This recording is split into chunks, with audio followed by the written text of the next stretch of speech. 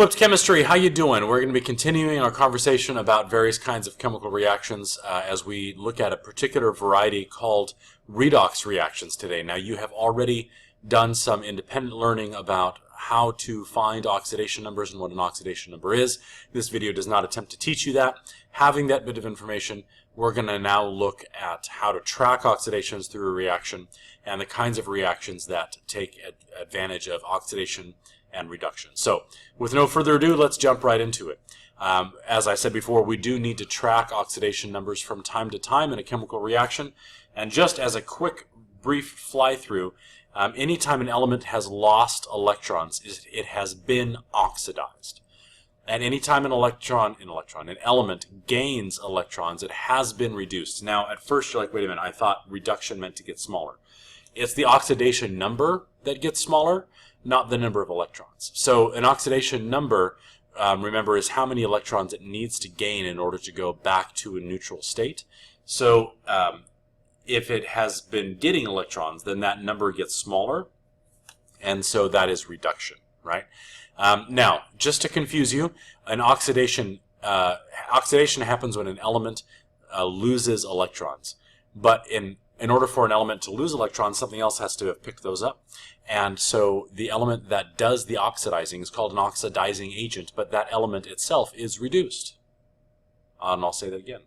Oxidation happens when an element loses electrons. So something else has to have received those electrons. That thing that is receiving the electrons is being reduced, but it is called the oxidizing agent because it's the thing that does the oxidizing. Exactly the opposite. Anytime something is reduced, it's gained electrons. Something has to have given those electrons to it. That thing that gave the electrons away is called the reducing agent, but it itself was oxidized. Okay, so an oxidizing agent is reduced, and a reducing agent is oxidized. And so when we have a chemical reaction where oxidation and reduction both happen, what we're seeing is that some element is giving its electrons to some other element, and then the element that's giving the electrons away is going to be oxidized, and the element that gains them is going to be reduced, and the one that's reduced is the oxidizing agent. The one that's oxidized is the reducing agent. I'll show you a picture in a minute. Hopefully it becomes clearer than mud. Okay. Quick little thing, and your book has this. I just wanted to put it up here as well. Some dumb little mnemonic that I learned when I was in chemistry too, and it helps. It really does. To lose an electron is oxidation. To gain an electron is reduction. So Leo, lose an electron, is oxidation. The lion says grr, to gain an electron is reduction. Leo says grr. That's a dumb thing, but it'll stick in your head forever, and you'll never mix them up again. So, in oxidation, we have an element that is going to be oxidized. It is getting rid of 2 electrons. And so it is the reducing agent, and it is being oxidized. It's the reducing agent because it's the source of electrons for this one down here. The oxidizing agent is going to is going to gain 2 electrons. It's going to take 2 electrons from here. So the oxidizing agent gets reduced, and the reducing agent gets oxidized.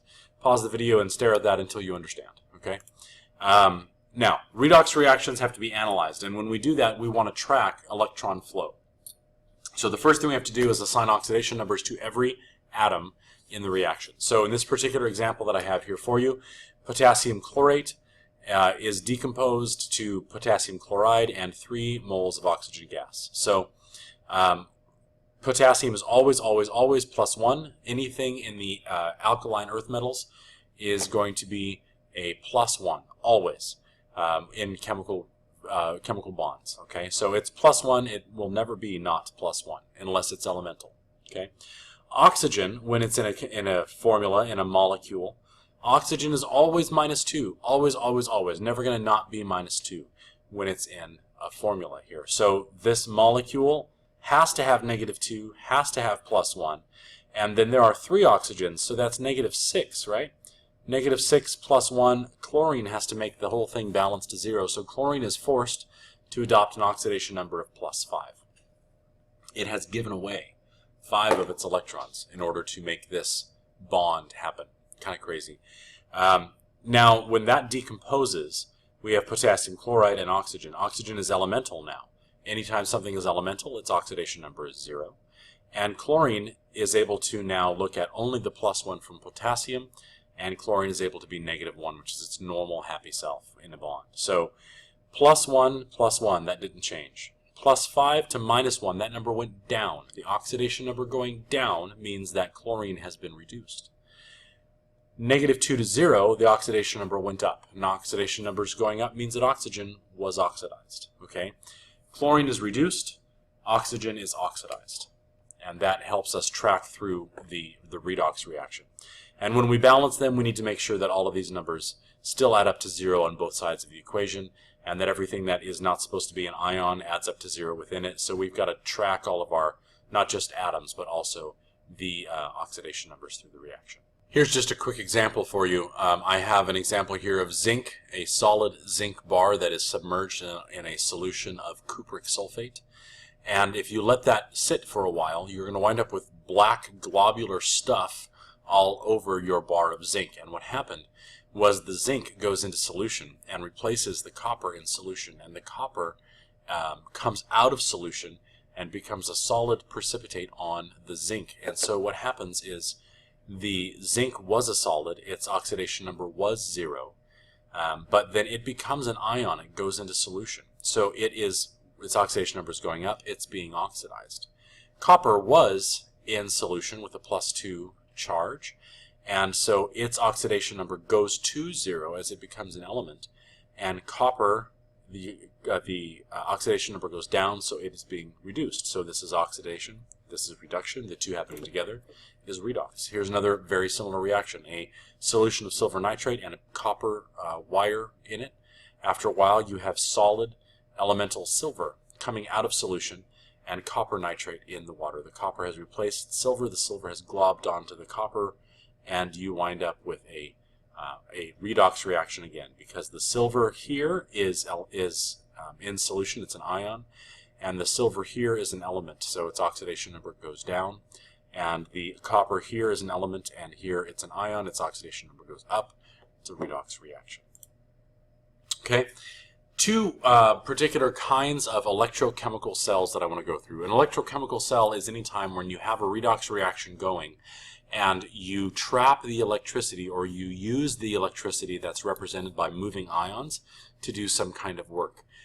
First, we need to define a quick term. We need to define electrolyte. Now, you've heard that word before. This isn't the first time you've seen it. But an electrolyte is anything that dissolves in water to produce ions, that dissociates in water to produce ions and can therefore conduct electricity. That's an electrolyte.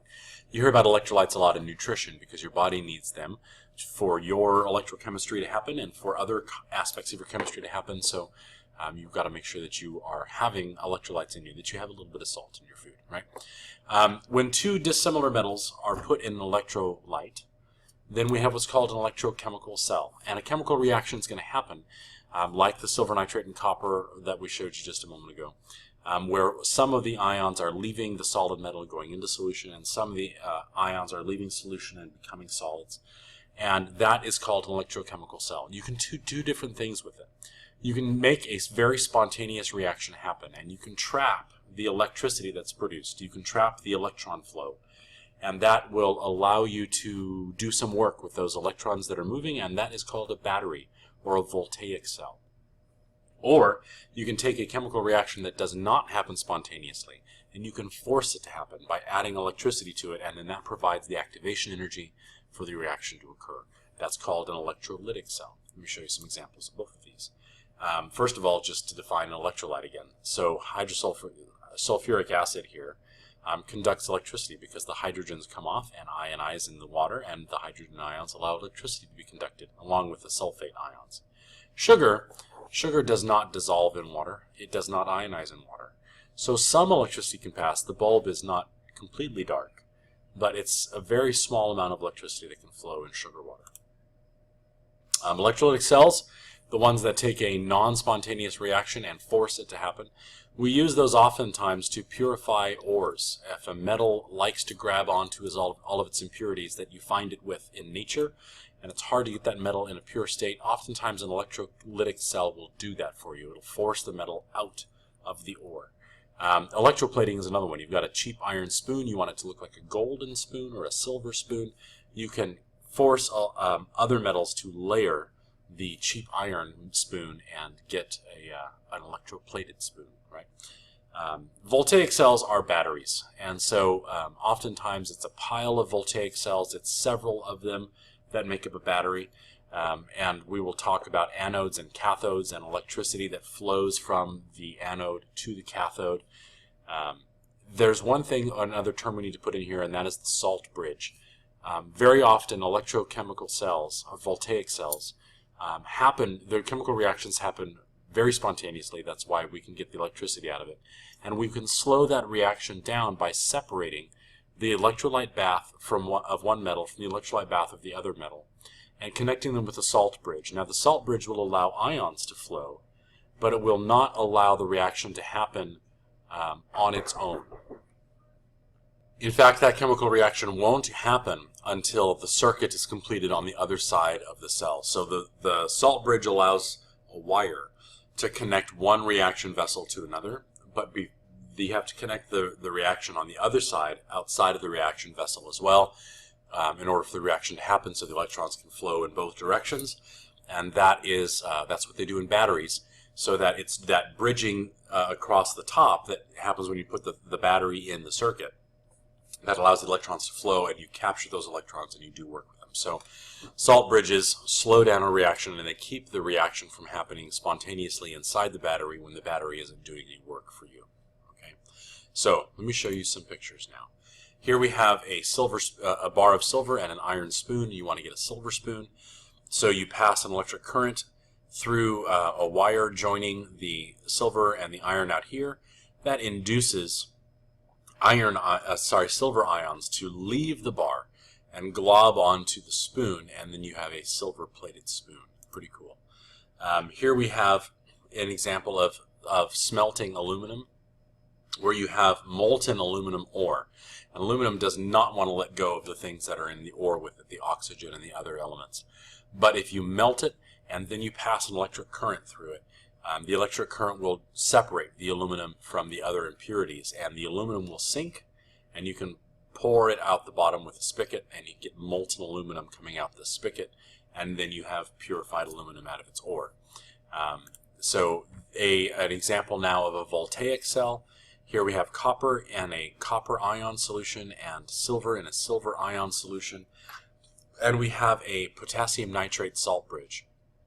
The ions can pass through here, electrons can pass through here, but electrons can't pass through here until you flip a switch, put the battery in a machine, and ask the machine to do some work. And then the electrons can flow here and through both sides of the circuit.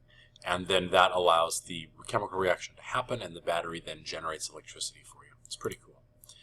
That is the concept of redox reactions. If you have any questions, please put them in the comments field below, and I will get to them as quickly as I can, or I'll see you in class tomorrow. God bless you. Have a wonderful day. Jesus loves you, and so do I.